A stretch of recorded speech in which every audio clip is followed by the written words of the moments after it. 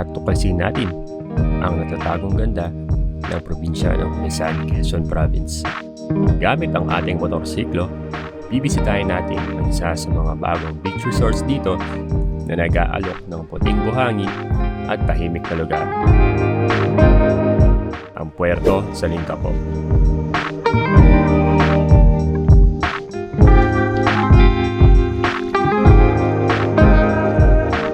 Kaya samahan nyo kami sa aming biyahe at tuklasin ang ganda ng Onisan, Quezon Province.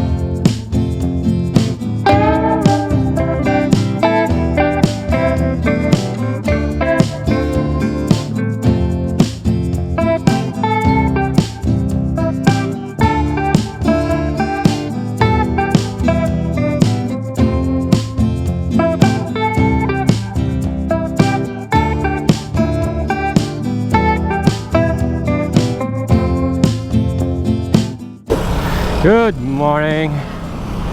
At tayo ngayon ay nasa isang misyon na madala ang ating mga tent equipments somewhere sa Quezon Province.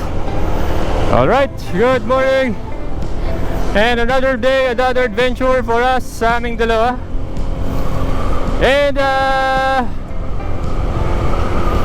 matagal-tagal na rin nung huli kaming nag-moto camping. I think nag-moto camping kami noong sa Dinahican, Infanta Port. Tapos ngayon, moto camping ulit, Quezon Province ulit. And kasama natin ating ORBR. Tarang, tarang, tang, tang, tang, tang, tang, tang, tang. Alright, so time check, it's 5 ay 6:06 na pala. Hanep. So hindi na muna tayo nagmapa since alam naman natin yung daan papuntang Pagsanhan.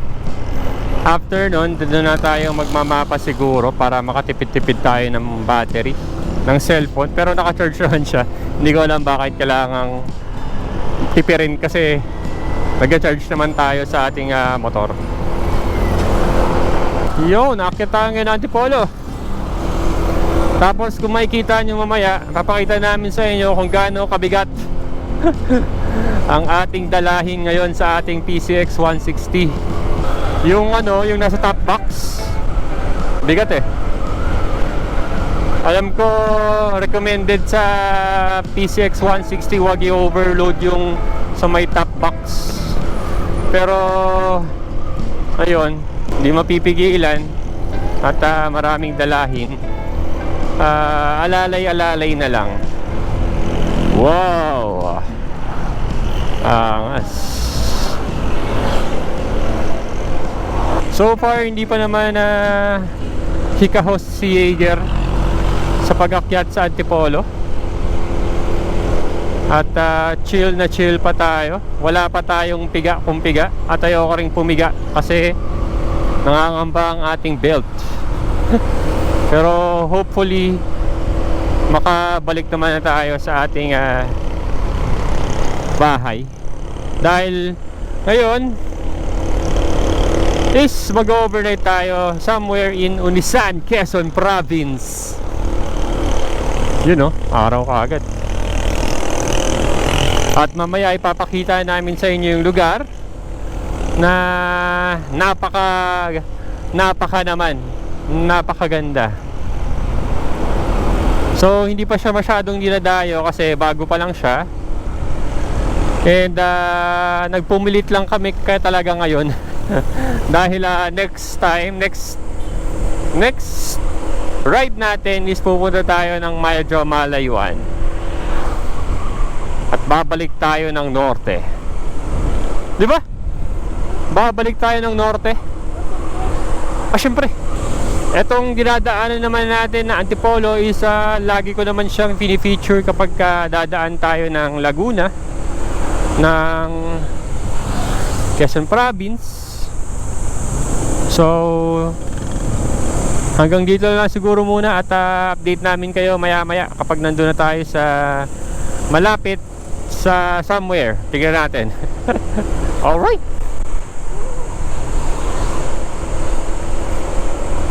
So, nandito na tayo sa kahabaan ng Teresa Morong Pililla Road. Hindi ko alam kung yun tawag pero nandito na tayo. Isa to sa mga pinakamagandang kalsada na madadaanan nyo dito sa Rizal. Dahil tinutumbok nito yung iba't ibang bayan ng Pililla, Morong at patagos ng Quezon Province. Kaya maganda yung kalsada dito dahil parang isang ano na siya isang tagos na siya hindi ka na mag kanan kaliwa you know. So time check, it's 6:41 in the morning at hindi pa natin binubuksan ang ating mapa. Maya-maya na siguro kapag nandun na tayo sa may Pagsanhan. Or tingnan natin dahil mag-stop over tayo maya-maya dyan. At kakain muna tayo ng almusal. At yung maganda dito woo! Hanep.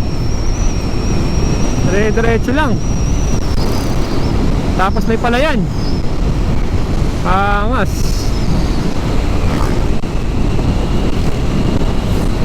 Ganda dito.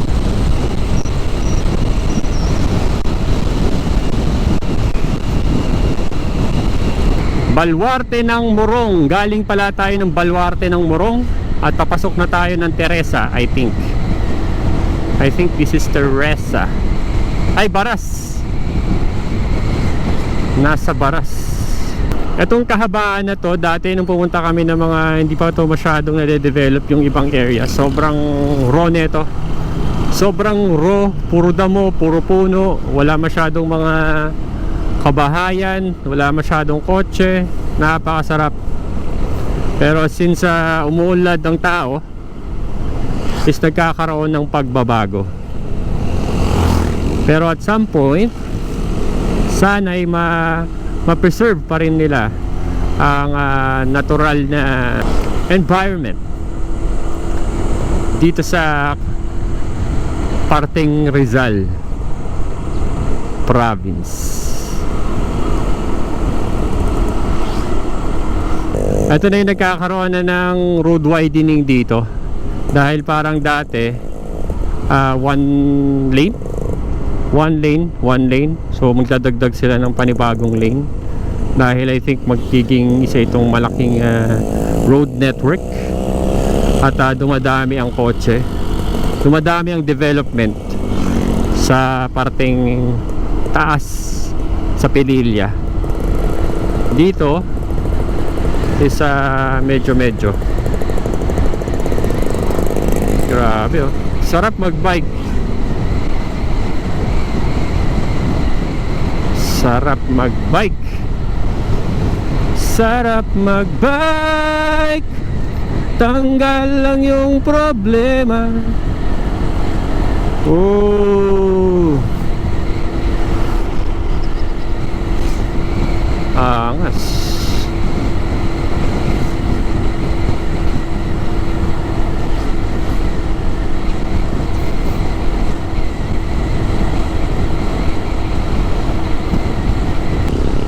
Ayun na nagsisimula na yung mga development dito sa area na to. Magtutuloy-tuloy na yan hanggang sa medyo dumami na yung mga establishments, ang pagunlad ng tao. At last week nagkaroon ng bagyo, and according sa ating pupuntahan, di pa malinaw yung tubig, pero hindi naman yun yung habol natin. Our goal here is to experience the place para makapag moto camping tayo. Alright,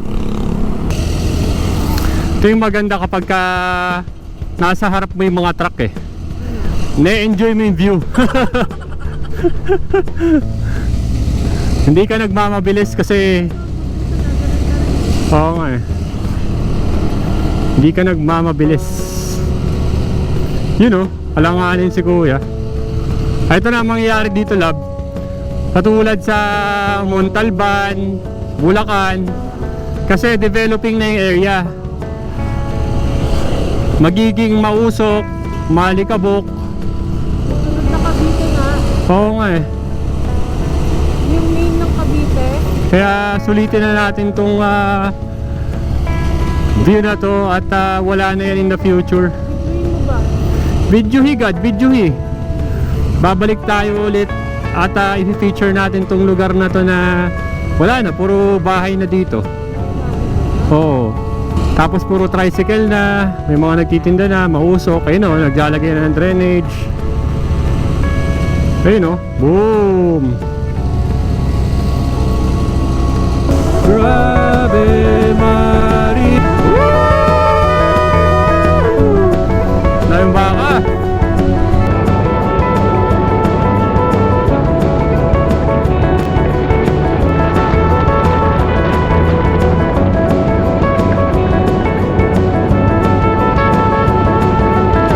Lumban!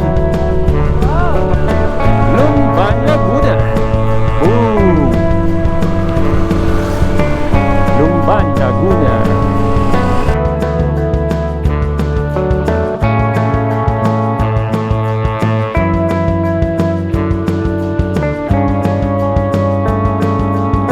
So,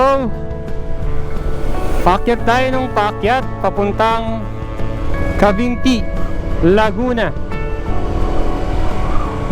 Cavinti, Laguna, glamping capital of the Philippines. Glamorous camping. Pero tayo, Magunisan, Quezon tayo. Zigzag. Kung nakikita nyo mga Reagans, puro mga bula-bulate yan. At yun na nga, nag-traffic na nga dito. Sayang ang ating bula-bulati experience. At ang ating gas ay wala pang bawas. 2 hours 36 minutes, nandun na tayo.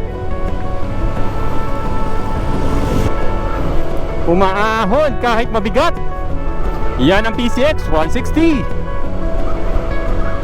104 kilometers pala.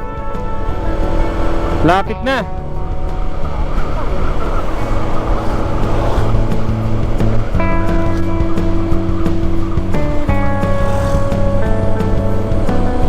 Whoa!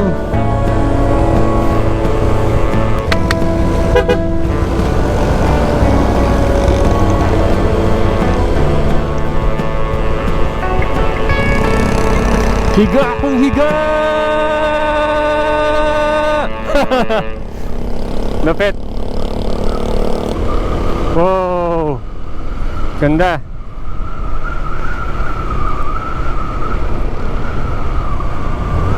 Ang ganda ng kalsada dito. Dire-diretso lang. Wow! Stig! Habang kami bumabiyahe dito sa Lisuyana, ay napansin namin itong malaking rebulto ni Mama Mary. At di namin pinalagpas ng huminto at kumain ng special buko bibingka ni Ate Rodeline. Shoutout sa inyo ate at sa inyong mga anak.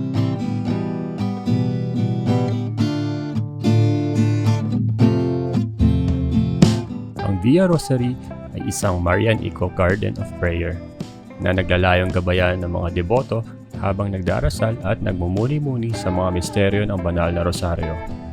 Ito ay matatagpuan sa kahabaan ng kakalsadahan dito sa Luisiana, Laguna. Kaya kung mapapadaan kayo dito, ay talaga namang mapapahinto rin kayo.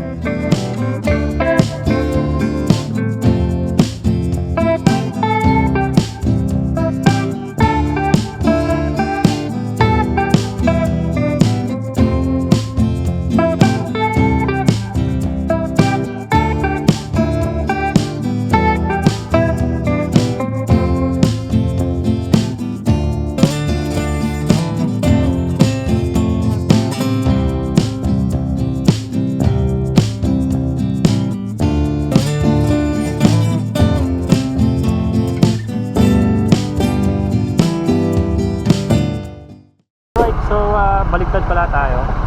So, galing tayong van doon. So, nakita lang natin yung arko. Kaya, nagpa-picture tayo. So, meron din tayong 1 hour and 47 minutes. Ang tagal. So, tara.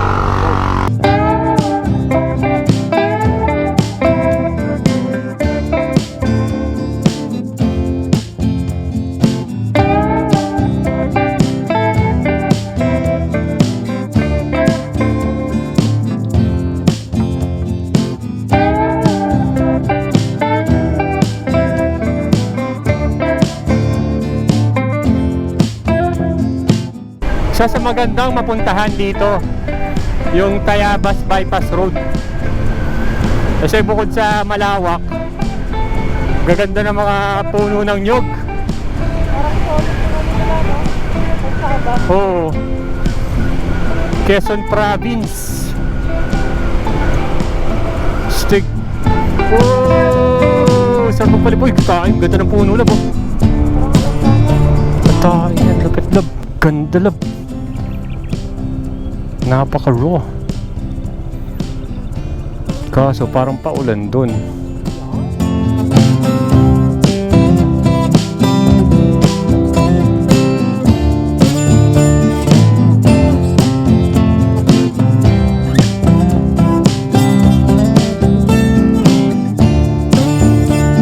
Uy! Isa pa maganda dito. Look at this, lupit. Lupit na ito. Pakalupit. Ha? Oh, shit. Picture mo ako dito. Parang ito ni Mount Banahaw, di ba? Ganda. Thank you, love. Ganda ng Mount Banahaw. Kitang-kita dito. Stig. Alright, time check. It's 11 o'clock. Dito tayo sa Pagbilao, Quezon Province. Pagbilao. Nakarating na tayo dito sa Pagbilao, Quezon Province. Kumana na tayo sa Padre Burgos Road para makadaan sa Cabag at Agdangan. Dire-diretso na itong daan na ito papuntang Ulisan, Quezon. Maganda ang mga kalsada dito. Napakatiyapa at napakakalma.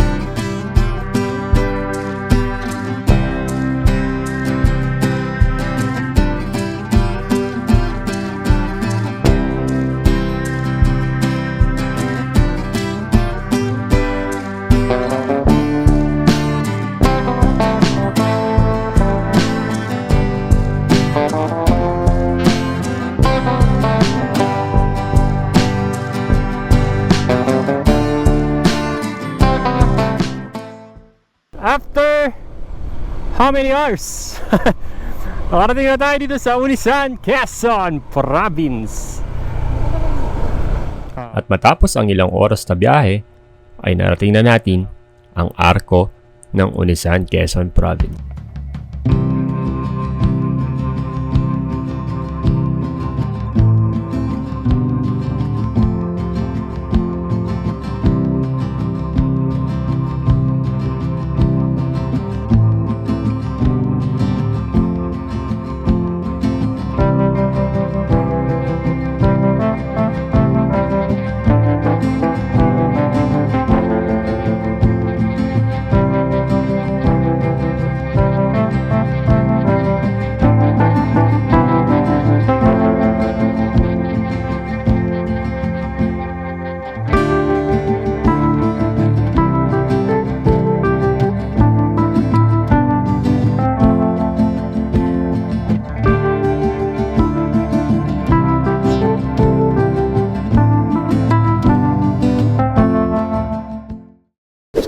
So dumaan muna tayo dito sa Unisan Public Market at mukhang uulan, so kailangan nating dumiretso dun sa tutuluyan.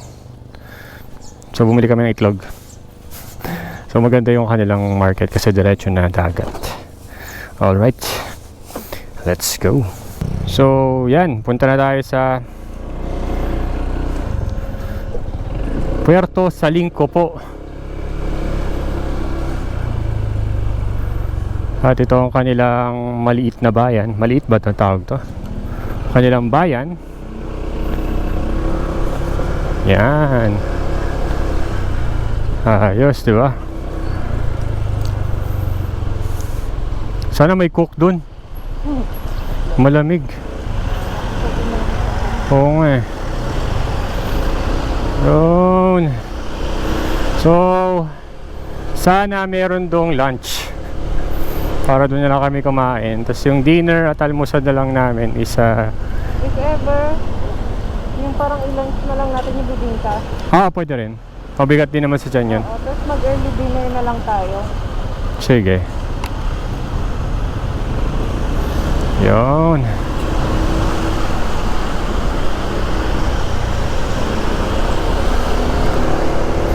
At 10 minutes na lang daw, nandun na tayo sa area. Puerto Salingco po. Salingco po.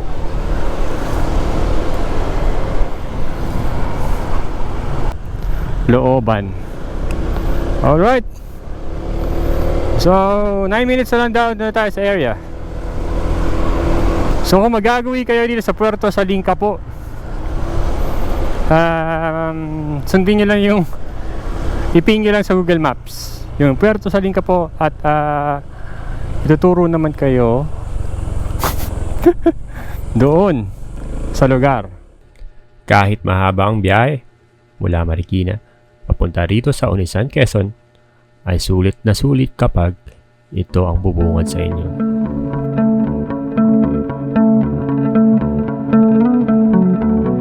Ang Unisan ay isa sa pinakamatandang bayan sa Pilipinas na dating tinawag na Kalilayan mula sa isang uri ng punong palma. Itinatag ito noong 1578 na Padre Juan de Plasencia at Padre Diego de Oropesa. Ayon sa ulat ni Chinese Salt Commissioner Chao Jiukua noong 1280. Dati na itong tinatawag na Linsin. Ang pangalan ng Unisan ay maaaring galing sa salitang Espanyol na unir o pinagsama o sa Latin na Uni Sancti, isang santo, bilang parangal kay Friar Pedro Bautista, isang misyonero sa Kalilayan na pinatay sa Japan. Alright, so after how many hours? De joke lang. Matagal kasi, dami ng stopover. Nakarating na tayo sa Puerto Salingco po. Ayan siya.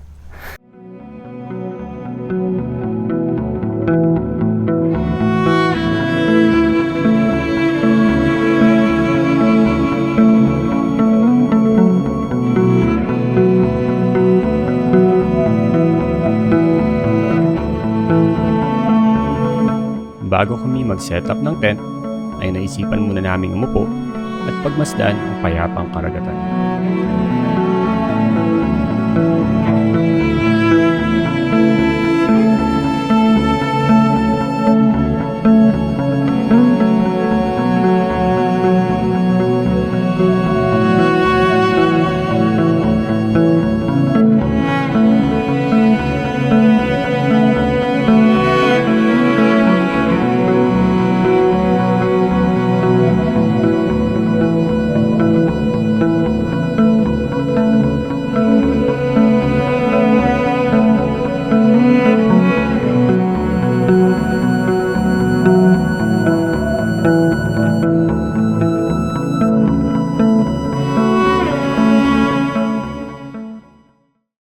Alright, so yeah.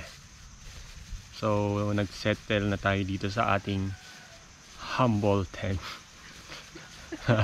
Halos 2 hours gawin. Ayan. First time natin mag-set up nung First time namin mag-set up ng awning. And napaka hassle sa first time. Pag di tayo nanood ng Tapos sinabutan pa kami ng ulan. Pero ambon. ambon. Pero okay naman siya ngayon. Tapos, ayun. Hey sir, kapeng gala. So, kapag lumilibot kayo dito sa Quezon Province, so lumilibot-libot siya sa mga beaches para mag-offer ng kape. So, yeah, sarap sir. So, kapeng gala. Ayan. Tapos habang umiinom ng kape sa dagat. Kumakain ng ano. Yung bibingka ni ate. Bingka ni Ate Rodalyn. Ate Rodalyn. Alright. Tapos sa pinakamaganda dito sa Puerto Salinga po is yung fine white sand nila. So kung alam niyo yung Unisan Sands, same lang din to. Puerto Salinga po. Pero hindi pa siya masyadong dinadagsa. Pero kung dagsain man, sana Maalagaan yung area. malagaan yung area. At syempre, ano pang pwedeng gawin dito sa dagat, di magtampisaw at maligo.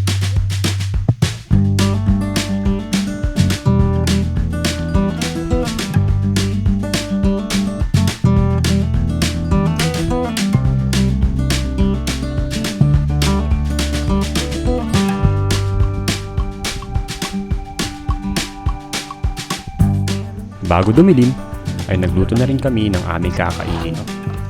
At sakto naman ay naabutan namin ang napakapayapang paglubog ng araw.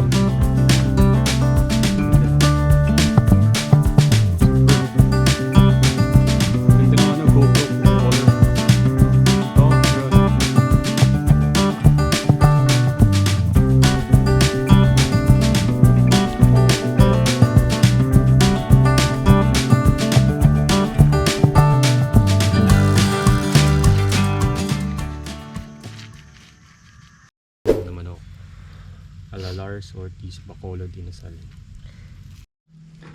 At ngayon, since nalalapit na ang pagtatapos na ating pag-iihaw sa manok na yan, at ang paghihiwa-hiwa dito. Murdered. Ayan. Isa na. Ang next natin ay Okay. Chinek. Ay!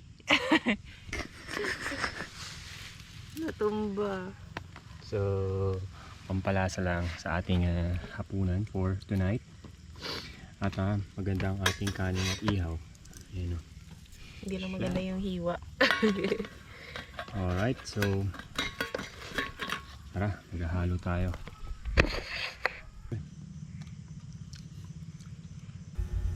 Tahimik ang kapaligiran. Masayang kwentuhan at masayang alaala. At ang sarap lang sa pakiramdam.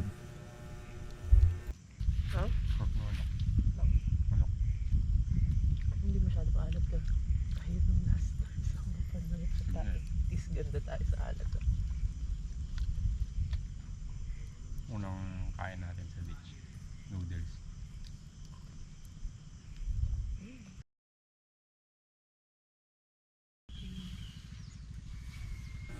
At sumapit ang umaga ng payapa at tahimik. At samahan mo pa ng mainit na kape.